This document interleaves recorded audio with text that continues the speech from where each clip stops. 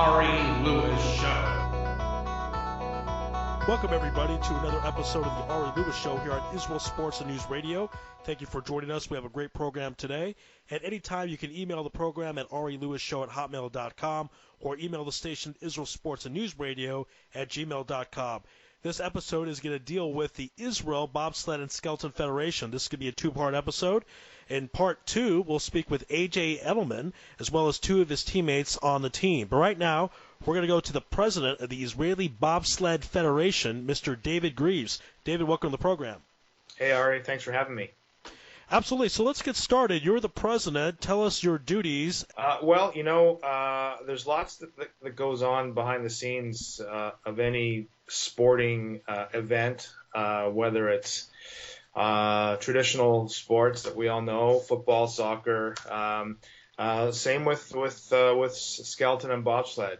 We've got, you mentioned the three athletes, our three athletes. They'll be speaking with you later on. They're sliding and they're training and they're doing all they can to represent Israel on the ice. We're doing a similar thing, but it's more administrative. It's dealing with the International Bobsled and Skeleton Federation, the IBSF. It's dealing with registration, in some case sponsorship, and just making sure as best we can from a distance that the guys and the women who are competing for Israel have everything they need. So when they arrive at a venue, all they have to focus on is getting down the hill. All right, tell us your goals, both short-term and long-term. Obviously, AJ's done a tremendous amount already, very successful. He's eyeing the Olympics. But tell us the goals not just for him, but for the team as well. Again, both short-term and long-term. Well, now, if we want to sort of talk goals, we got to go back about 10 or 12 years at the establishment of the federation. Was with myself and two of my teammates, John Frank, who won 2 Super Bowls with the San Francisco 49ers, and Aaron Zeff, who was the pilot of the bobsled team. And the three of us went on this journey after the Salt Lake City Olympics in 2002. Our goal and our dream was to represent Israel in the sport of bobsled. At the 2006 Torino Games in Torino, Italy. Unfortunately, we didn't qualify, but in the process, between 2002 and 2006, we qualified for the World Championships and the World Cup and had quite an amazing experience. And we sort of all, I don't want to say we grew up, but we got married and we had kids and we all went our own separate ways.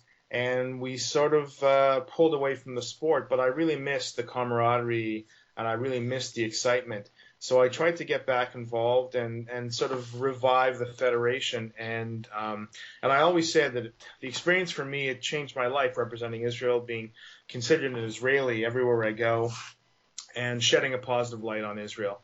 And so the goal for us at the federation, from way back then to where we are now, was to use the path that we created for the bobsled team and becoming a member among the nations of the sport, to provide an opportunity for other Jewish athletes, Israeli athletes, to have at least a little taste of the experience that we had, if we could at least offer that, because it was such a changing experience. Also experiment, I guess, but more experience, that we felt we wanted to try to open up the opportunity for anyone else who'd be, in some cases, people would say mashiga enough to slide down the track at 80 miles an hour head first. So now, as we look at where we are today, and as you said, AJ is developing extremely well, and we have Joel and Larry right behind him. The goal is to have a team that will be competing for Israel, doing the best they can, improving, potentially have a number of athletes competing on the World Cup, and ultimately to the Olympics, which is what our ultimate goal is. All right, let's talk a little bit about, you mentioned again being an athlete and going to the federation, representing them. I want to talk a little bit more about the anti-Semitic aspect, because AJ's brought this up in previous interviews, in previous episodes, and also want to know safety concerning the players, what they have to do when they go travel abroad, especially in hostile territory, European countries that don't like Israel, don't like Jews, etc. So how does the Federation deal with that and prepare for that? Well, listen, whether you're competing in sport or not. All you have to do is look at the news and see how things are portrayed. I don't like to get too much into the political part and the anti-Semitic part. I mean, we all have our opinions of what we see in terms of reported in the news, and sometimes it's frustrating. In terms of being an athlete who is identified as an Israeli or a Jew representing the state of Israel, what we do is try to follow the guidelines of the Israeli Olympic Committee and the Elite Sports Federation, as well as the Foreign Ministry. And they have certain guidelines, and they say, as Israeli athletes, we recommend, I mean, there's no one there standing over anyone saying you have to do this and you have to do that, but we recommend that when you travel outside of the venue, that you should not be wearing a big Magen David on your back. It's not to take away from the pride that you have as an Israeli. It's for safety concerns. And obviously, those concerns are real. So all we can do is to provide as much information as we can to our athletes so they are aware of what all Israeli athletes do as they travel the world, and how they're instructed or how it's recommended to them to carry on as they're representing the state. And listen, we hope for the best. We're positive people. We do read the paper and we do watch TV and we do see what's happening. But we're in sport, and when we're at the top of the hill, and the camaraderie amongst nations up there at the top of the hill before you hop on the track is really quite fantastic. And the opportunity for these three guys, as it was for other athletes, to represent Israel and to shed a different light on what people might have as a perceived or a perception of what they see in the news, perhaps. It's a wonderful opportunity for us as Jews and Israelis to say, hey, there's shared values here. We're all the same. We're here to compete and do our best, and we want to be happy and healthy, and support each other. And that, at the end of the day, is the best that we can do in terms of maybe changing some of the paradigms that we might come and encounter in our journey. Again, this is the Ari Louis Show here on Israel Sports and News Radio, joined by David Greaves, president of the Israel Skeleton and Bobsled Federation. David, let's talk a little bit about funding. Obviously, a lot of expenses to travel abroad and to prepare for these races. Where does the money come from?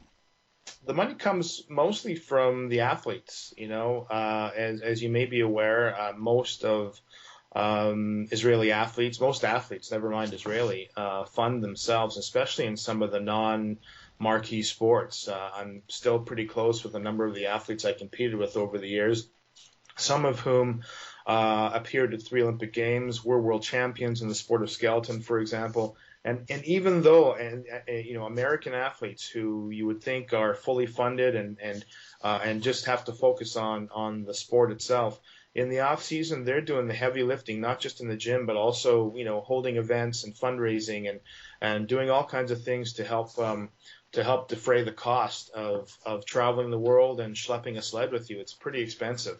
Now with crowdfunding and social media, there's been a whole other avenue opened up to athletes to reach out to a broader base. And I know AJ has done a fantastic job at doing that through crowdfunding. So has Larry, and I think Joel is also en route to that. It's not only to raise money, but it's also to provide an awareness campaign so people know that we're out there. It's all you can do to sort of get the word out there, and if it generates some dollars and cents, that's great. It's important to note in the U.S.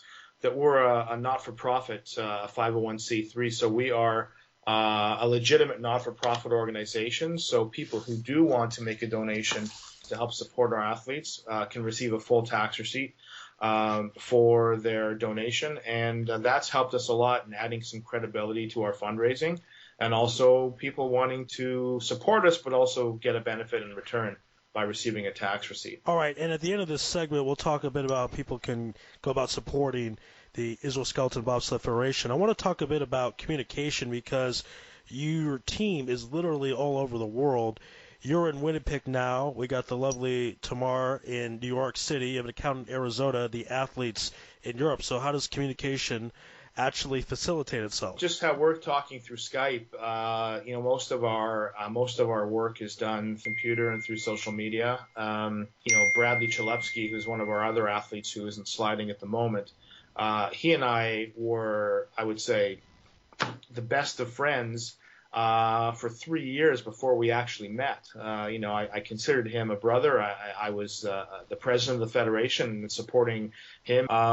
Just mentioned that Joel had just sent an email to us after his last week in Calgary and competing, and we're doing the best we can to communicate the positives, the negatives as a team. There's a whole bunch of us that work on the administrative side of things, and then we use social media, Skype and FaceTime to keep in front of each other. So we're constantly in contact. It's not ideal, but it's a typical situation for small nations that are competing like we are, where they sometimes have one or two athletes at most. They can't afford a coach. And they've got, part-time, a volunteer, board or president running the federation from wherever the home base is. So it isn't ideal, but now it's a lot easier than it used to be. And we're in contact daily with the guys, whether it's me or Tamar or our CFO in Arizona, or Bradley, who's one of our oldest athletes who might come back and slide this year, who's based in Jerusalem. So it's not that difficult. It just sometimes is tricky with time zones, but we do make a point of connecting quite often. All right, again, this is the Ari Louis Show on Israel Sports and News Radio. We're talking about Israel skeleton and bobsled racing, and my guest in this segment is David Greaves. He's the president of the Jewish Federation of Bobsled, Skeleton, and Racing. So let's talk a bit about the competition the team will be facing and what they'll have to deal with. Talk about skilled competitors, etc. What are they going to have to do to be victorious and successful? It's good timing. This is a great question. My response to Joel in the email he just sent, he was talking about hoping he had hoped he had done a little better in the results. At the end of the day, though, he did phenomenally for a guy who's raced in his first race. My advice to them is you head to tracks that you've never been on before. So you might have trained your whole life in Lake Placid or Park City or in Calgary, but now you're traveling to tracks that you've never been at before. So the first week you've got an opportunity to slide and train and qualify to race the following weekend. And my advice to them was just to get into your groove. Make yourself comfortable. Get as many runs down the track as possible. The competition will happen regardless, but right now these guys are competing against themselves. They want to improve their push times. They want to improve their down times. They want to get as much coaching as they can from some of the assistants that are along the track in terms of helping them with their form. It's nice to finish in the top 20 or top 10 or whatever it happens to be, but when you're brand new on the circuit, the goal is to get down the hill, to learn what you're doing, to understand your body, to understand the sport, and to improve your times. And when you start to see improvement in your time, then you can start focusing more on the competition. Not to say they're not wanting to compete and be as best as they can be, but at this point, brand new in the sport, they want to do all they can to stay healthy and to get down the track. AJ, who's been around for a year longer and has a bit more of a groove already because of his experience last year, he's pushing a little bit harder into the top 15, and certainly he maybe has slightly different expectations in that he's been on some of these tracks before, and it's less about just getting down the track. It's now getting down the track as fast as I can. So it just depends on where you are in the journey. Right now, I'm extremely pleased with what happened in Calgary. We had a top 20 finish. We almost had 2 top 20 finishes, and we had 3 athletes who improved with each push and with each trip down the track. So it's pretty exciting for us to see back at HQ, as they say. All right, you brought up AJ Edelman again, been on the program a couple of times. His goal is to reach the Olympics. How monumental would that be if that were to occur? What needs to occur for AJ to be participating with the Israeli flag on his body in the Olympic Games? Hey, I mean, just the question itself, I get chills just hearing you say that, with the Israeli flag or the Magen David on your back. It's the pinnacle of every sport. So as an individual, AJ as an individual, it would be a huge personal accomplishment. In a sport that Israel has never competed at the Olympics would be another huge accomplishment. And anytime in all the work that I do in my personal life and in my volunteer life, most of it has a focus on Israel.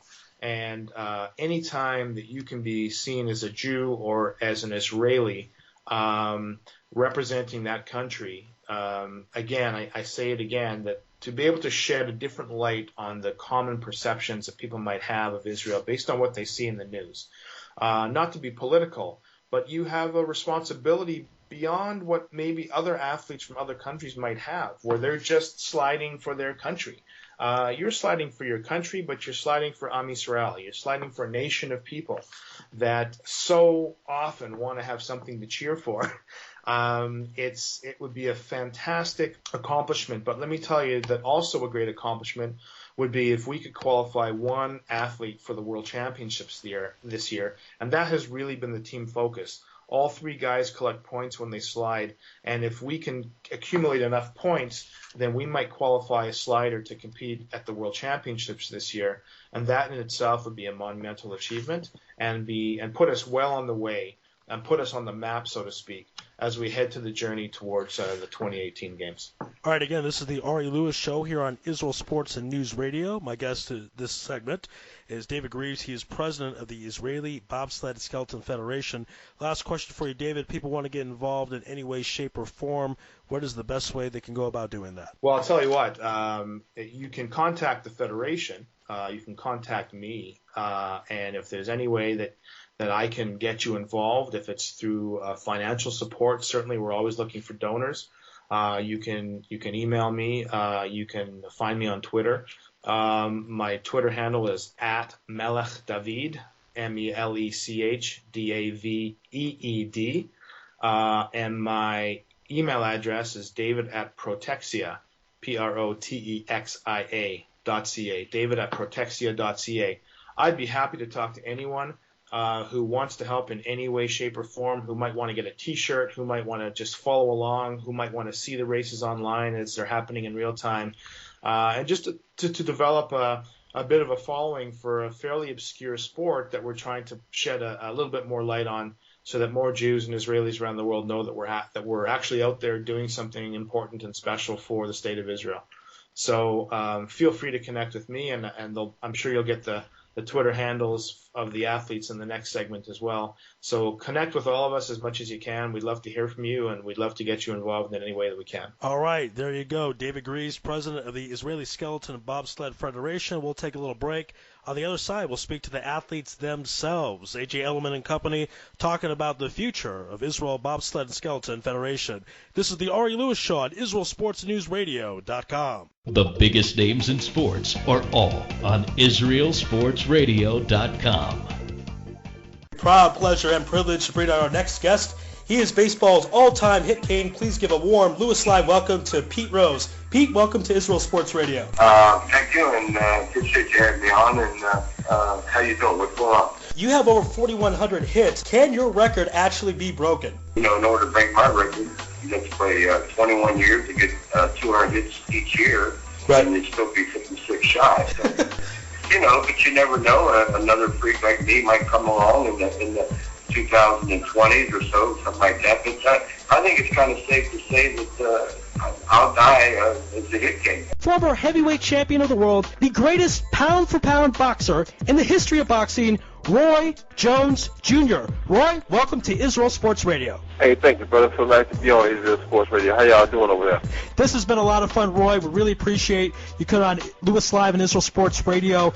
Good luck in the fight coming up about a week and a half. I don't think you really need that much, but hey, I'll say good luck to you anyways. Hey, thank y'all so much. I appreciate it. I think all my fans in Israel support me. Thank Demetri Toledo for hooking us up. And you guys take it easy and have a good day, okay? I'm Ari. Andy Gershman from Israel Sports Radio. How are you doing? Just wanted to welcome you to Israel.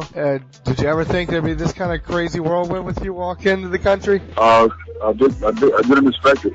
I came here to study history and all coaches and I didn't expect a great greeting. Proud to introduce Dan Schulman. Dan, how you doing out there? I'm doing great. Thanks for having me. Can you tell us what it's like, or tell our listeners really what it's like to be partnered up with Dick Vitale? It's exactly what it looks like on TV. He's the most energetic person you'll ever meet in your life, and it's like being on a ride at at an amusement park. You just never quite know what's going to happen next, but you know it's going to be fun and exciting. Coach Steven, when you went into the season, at the start of the season, you had that year in 2009, 2010, you had a Gordon Hayward, Shelvin Mack, and I believe you also had Matt Howard. Matt Howard, absolutely, Matt Howard. Yep.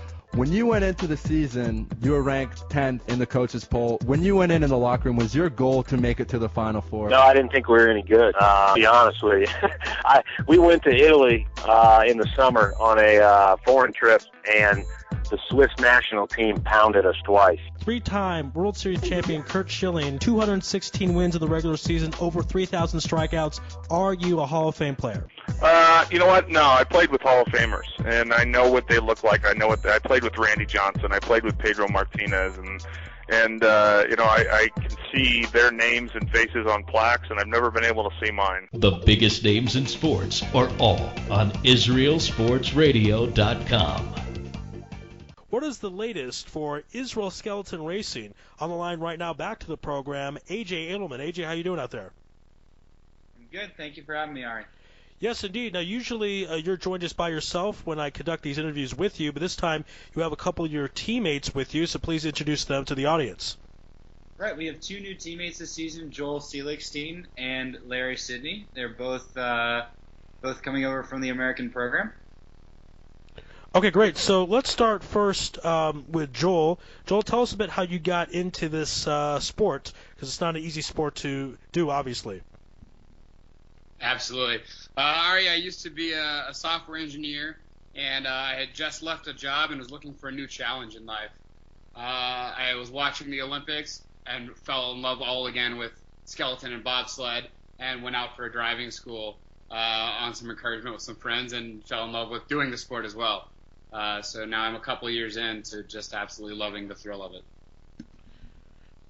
Okay, how do you find, as it compares to other sports, if you played different types of sports, football, basketball, baseball, how do you find the difference between this sport and those sports? Sure, I played a little bit of lacrosse, soccer, and hockey, so I've been around different sports. I think the biggest thing for me is that this one just has two very separate skills at different times. One being a sprint and is just an all-out explosiveness, followed by having to calm yourself down and really focus for a full minute of intense high-speed driving. And so those two separate skills together make a good slider, and it's really fun to try to learn them both. All right, and talk about a bit of the danger of the sport, because injuries can happen, serious injuries, and do you just put that out of your mind when you're racing? I mean, I spoke with AJ about this as well. Kind of the idea that if you're thinking about the injury, it's not going to help anything. Maybe it makes it worse, more likely to get the injury. What's your mindset going into these type of races? Ari, I'm so busy driving and trying to be better at my sport, I don't even really realize it, I think, half the time. My body on a regular basis is quite bruised up. I probably have some small broken bones or fractures, and I don't even pay attention and just go again. All right, talk a bit about the training, what you have to do to get ready for these races. Obviously, a little bit of everything. I mean, you got, I assume, weight training, then also you have to do cardio training, cardiovascular training. So tell us what you do to train for the races. Sure. I've done almost no cardio training. I spent the entire summer doing weight training and sprint form training. So about 4 to 5 months of just hardcore in the gym every day to work better on the starts of my sprint speed. To get ready for actual driving and studying the track, watching a lot of video from other sliders from the World Cup as much as I can, and getting hints from other fellow sliders. And then it's just get on the track, focus, and work on one turn at a time to get better. All right, and how has AJ helped do this? Because obviously AJ's been there, done that. He's a lot of experience. So what's some of the tips AJ's been giving you? AJ's been really helpful both on my start. We've been just this week on the indoor ice house, and he's been really helping me with my start. Just pointing out big things in my form that can be fixed really quickly, and my start times have come down because of it. On the track, just giving me pointers here and there, and really keeping my head focus on what's really important. It's really easy to look up at the scoreboard and say, oh, my time's not as good as I want, but you really need to settle down and focus on one turn at a time, and he's been really helpful to keep my focus on what's really important. All right, and talk a bit about goals. What would you like to accomplish in the next year, and maybe after that, longer-term goals? What are you looking for? This year, I'm really looking to do as well as I can. I'd love to get up high in these races, but I'm a new slider on tour, so I'm really looking to really learn the tracks around the world and have fun doing it and have fun representing Israel all at the same time. Really looking forward to that. As far as the future goes, it's really hard to say. I'd love to eventually make the World Cup and see where that goes, but it's really hard to tell. It's a very competitive sport. All right, let's go over to Larry, your teammate. Larry has an interesting story. He took the sport up at an older age, so I'd like Larry to come on and tell us why you decided to take this sport. Again, a pretty dangerous sport, not easy to do. Joel talked about the bruising, so why would you pick this sport as opposed to other sports? Yeah, hi Ari. Great to be on your show. There's something about skeleton and the rush of being on the track and going down the track, and there's a unique challenge to it. You're going 70, 80, 90 miles an hour, and you really have to stay in the moment, and you have to maintain your focus for an entire minute. And there's just no room for error. There's no room to lose your thoughts to something else. And it really is a unique challenge that's different from so many other sports that I've played. And the first time I went down the track, I loved the feeling, and I saw the challenge, and I felt like that was something I wanted to do more of. Now, you have an interesting background in that you were a PE teacher for a while and coach for a while. How is that going to help you going into sport? Usually the guy is an athlete, then he's a coach, and you're doing it kind of differently. So how's that going to help you out? Yeah, no, good point. I went through my athlete phase, high school, college athletics, and even in the years since, I've continued to compete in adult leagues and such, but not at this level. The coaching piece that I've done over the years, I've come to recognize that when you're helping other athletes, you really are still learning yourself. And you're learning while you're helping them, you're learning by going to clinics, and you're improving yourself through that process. So, basically, this is just a time again where I've left my career behind for the moment, and I'm back to focusing on me, where for so long I was focusing on the kids and my teams and the classes. And at my age, it's really special to have this opportunity, to have a body that allows me to do this, and to have this chance to really go for it. All right, now, both you and Joel, you're going to be entering your first race, and you're going to visit 5 new tracks this season. So talk about excited, nervousness. How would you describe the feeling going into these new tracks? Well, it's some of both. You really have this great anticipation of what is this going to be like. And the track that you've spent time on. My home track is Park City. I know the track well. I feel comfortable on that track.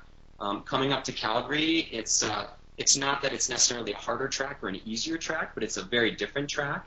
And every track you come in, you have to start over. And Joel talked about learning one turn at a time, and that's really what it is. And so just going to each new track and trying to understand the nuances of the track, and getting help from the coaches, the other sliders, teammates, in figuring out as quickly as possible what's the best way down here and what's the safest way down here as well, and just wrapping that all up and having some fun while you're doing it.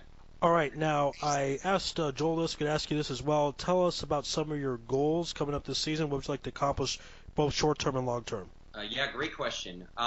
So one goal is I've spent a lot of time in my training preparing for this season, and I'd like to see all the off-track preparation come to fruition on the track, where my start times are better than they were last year because of all the training I did in the off-season. I'd also like to continue to improve my technique, and I don't think you'll find one athlete out there all the way up to the World Cup who has perfect technique or who thinks they have perfect technique. We're all trying to improve every day out there. So I would like to take where I am right now at the start of the season and just see that continue to progress and improve through the entire season. So that's a major goal. I could get into performance goals, but the truth is each of us is doing our own sliding, and we don't control the other athletes. And if I have a great run, and my teammates or some of the guys from the other countries are even faster that day, so be it. I'm okay with that. I'm really focused on my performance and my improvement through the season. All right, again, a question to you as I asked Joel, how has AJ been helping you out? Yeah, so I just arrived in Calgary, so I haven't had the time together with the team yet that Joel and AJ have had. But AJ has been instrumental through the off season in working with both our federation and the international to kind of organize our race schedules, who's going to be doing which races and on which tracks and which sites, and also just guiding me through the process, because anytime that you're competing for a country, there are a whole new set of standards, there are a whole new set of expectations, and so he's really been able to lead the way for us in that regard. All right, again, this is the Ari Louis Show on Israel Sports and News Radio. We're talking Israel Skeleton Racing. We have 3 members of the team representing Israel. So we'll go to you guys later on in the interview, but I want to go to AJ now. AJ has a lot of interesting stuff he'd like to tell us. First, I understand that you've been traveling on the East Coast, talking to youngsters about the sport, so tell us a bit about that. Right. So over the last couple weeks, I've had the absolute pleasure of being able to visit schools in the New York and New Jersey area. I think it's one of my top gigs in life, my life's goal and mission to increase Jewish participation in sport as representatives of everyone's self and their community, their people, and their homeland. And so I got a message a few months ago from a teacher in New York who is at Temple Shari Tefillah in Bedford, Westchester County, and she asked if I could do a Skype interview with the kids to just, give them a background on what it's like to be a proud Jewish athlete representing our homeland. And I said, better yet, I'll come out and see you guys. It was always much more impactful for me to see somebody in a classroom rather than to just talk on the phone. And so I organized a trip around it, where with the help of my cousins in Englewood, New Jersey, and a few other special individuals, we were able to talk to the Mariah School, the Frisch School, BPY School, and East Hill Synagogue in Englewood about the sport of skeleton, about what it means to me, about some of the challenges that I faced in over 20 years of competitive sport, and including at very high levels the difficulties you face as a proud Jew in sports, and to try to get their attention to the ability that they have as proud Yids, as proud Jews, to really make an impact on their fellow person, on their fellow teammates, on their fellow community, on anybody they interact with, a positive impact as ambassadors of the Jewish people. All right, and we talked about some of the new races that your teammates are going to see, new tracks. You're going to see 4 new tracks. You're going to go to a higher level competition this year. Are you excited, pumped up about that? I am excited. I am very pumped up about it. I think that the goal this year for me personally, I think everybody has their own goals in this sport year over year. It's not a year which makes a tremendous impact, so to speak, on what happens in 2018, 2017, 2018. So for me personally, the goal is to become as experienced a slider, as good a slider as I can. I think that graduating to that next level of competition, the Intercontinental Cup, is going to be a nice additional step forward in that. I'll be visiting Vancouver as well the other 2 Israeli athletes, which is the fastest and quite a difficult track in the world. Also to Koenigsegg, Germany and Bavaria, and Eagles in Innsbruck, Austria. So very excited about the new levels of competition, excited to be able to travel to Europe representing Israel and wearing Israeli uniforms, wearing kippot. It's very fulfilling in that regard. All right, and speaking of the uniform, you got a new helmet.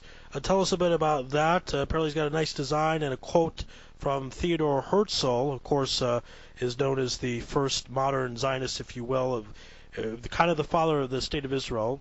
So tell us a bit what the quote is and why you decided to pick that quote as opposed to other quotes out there. Well, I'd say that there's 2 new things this year. There's a new uniform. There is also a new helmet. We'll start with the helmet, and the helmet has a design of Shimshon on it. Shimshon is Samson. He's breaking the pillars. The pillars are coming down from the story of Shimshon. On one side of the helmet is the Shema, and on the other side of the helmet is Im Tirtzu Ein Zo Agada, which is the quote from Herzl, is, "If you will it, it is no dream." The quote was picked because I consulted with a former football player, Gabe Adler, who was drafted, I believe, by the Saints, but went into the U.S. Bobsled program, but is now headed back to Israel to participate, to rejoin Sahel. I asked him, I said, there's a lot of stuff going on in Israel at the moment. There's a lot of terror attacks going on, and I really want to make something that's impactful, and you are the only other person in the sport who I've really encountered who is very much, at this point, like me, have had a lot of time in Israel, a lot of time, we're very proud Zionists in that regard. And so I consulted him, and he said, put Shimshon on there. I said, it sounds like a great idea. Any particular reason? He said, yeah, because we got to show that just as in the story of Shimshon, Jews are very, very powerful, very strong people who can't be pushed around. And so I thought that was a wonderful quote. He also said to put the Shema on there, and then I said, you know what, I'm going to put Im Tirtzu on the other side. So that's how that helmet came to be, and it's part of it is influenced by the Shin Bet publishes guidelines for Israeli national teams in terms of when they travel, what they can and can't wear outside of competition, and what is acceptable in terms of from a security precaution. And we receive the guidelines as we follow those guidelines as a national team. Recognized by the International Committee, the International Olympic Committee. So we follow those guidelines, and the guidelines are, just don't wear anything identifying you as an Israeli outside of competition, as an Israeli athlete. And so, I thought, it didn't sit very well with me. I wear a kippah everywhere, and this is one of the things I mentioned to the kids in New York and New Jersey. I wear a kippah everywhere I go. There have been ups and downs in my observance in Judaism in my life, as I'm sure there are in everybody's, but I've never, ever taken off the kippah. And that is because it's very important to remain a proud Jew. Whatever happens, for better or worse, we are Jews. And so we stick together, and we're very proud of being Jewish. And so when I got those guidelines, and I got the guidelines from my federation, I received a text, actually, and, it said, how you feeling? You feeling safe? Follow the guidelines? I said, I've always worn a kippah. I always will wear a kippah. I have absolutely no intent of following that guideline. Furthermore, I went a step forward and put Israel skeleton in big letters across my kippah. So whenever I travel, I do travel with something that says that I'm part of an Israeli team. It's really important to maintain that pride. There's no reason why we have to be shying away from who we are as Jews, because other people dislike who we are for who we are. There's absolutely no reason. So for that, that in the same vein, that's why I put on the helmet Shimshon. That's why I put Shema Yisrael. That's why I put Im Tirtzu. It's very important to me to always project a very proud Jewish identity. Now, the new suit was made possible with help by a new sponsor from this offseason. We had 2 very successful crowdfunding videos. The crowdfunding videos are viewed over 75,000 times in total. Somebody did reach out and sponsor the suit, Ariel Property Advisors in New York. And so with their help, we do have a new suit. The suit says on the back of it, on the back leg, Hebrew Hammer. It says on the front, has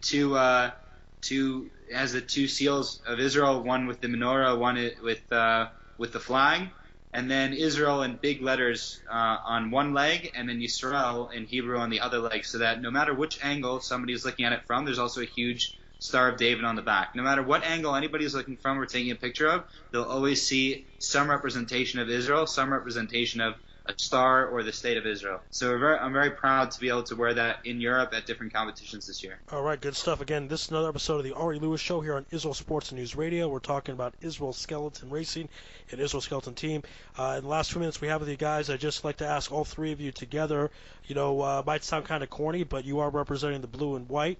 What does that mean to you, especially doing it on the world stage? So I guess let's go with Larry first, then Joel, then AJ. Yeah, it's a great honor to be able to represent Israel, and it really adds a lot of meaning to the whole process. And going through this season, just feeling like you have a whole country behind you is an amazing feeling, and wanting to make everyone proud, wanting to do my best throughout, and also being part of a team where for the first time ever there are 3 of us, and we're all out there to support one another, and it's a really nice feeling in that regard too. And I do feel like it's a critical time for Israel. And on the international stage, I think it can be a really nice positive to have three of us out there, real faces out there in the athletic world, who people can look at and say, these are good people. This is what Israel is all about, and these are good people. And to have that opportunity to represent Israel in that regard too, I think is just awesome. For me, it's been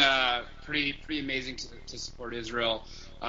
It's been very exciting, and for me, being able to tie my heritage to something I'm personally doing has been really exciting, and for Israel to be able to provide that opportunity for me has been fantastic. I've been really having a good time watching these guys and how they really support Israel as well and push for it in every situation, especially AJ, and that's really motivating to follow. Thank you, guys. AJ here. This is, for me, representing Israel is the main purpose of having continued in sports. I think we mentioned earlier on in the first show that we did that there was some external factors which pushed me to pursue a level of sport beyond college. And part of that was anti-Semitism. Part of that was the experiences which I had felt, which pushed a perception that Jews could not do sport and that I was held back for that specific reason. And so representing Israel was something which became a top priority. It became my life's goal to wear the white and blue and to continue to inspire other Jews to try and do the same. So it means everything to me in the sport. I wouldn't do any sport at a competitive level anymore if I wasn't able to properly represent our homeland in some way, shape, or form, because anytime you step out on a stage, anytime somebody is looking at you, you have a very unique opportunity to influence how they view you and your people and your homeland. For most of the athletes in the sport, we're the first taste of Judaism that they experience. We're the first taste of Israelis, the first taste of Zionism. And so for Joel, Larry, and myself, every time that we have an experience with another athlete, we're very well aware that the experience that they take away from our interaction influences how they will interact with a Jew in the future, influences how they will view people in the future. And so I've been called various things in sports. I've been called crazy and nuts. I think we all have been called daredevils. I've also been called a dirty Jew.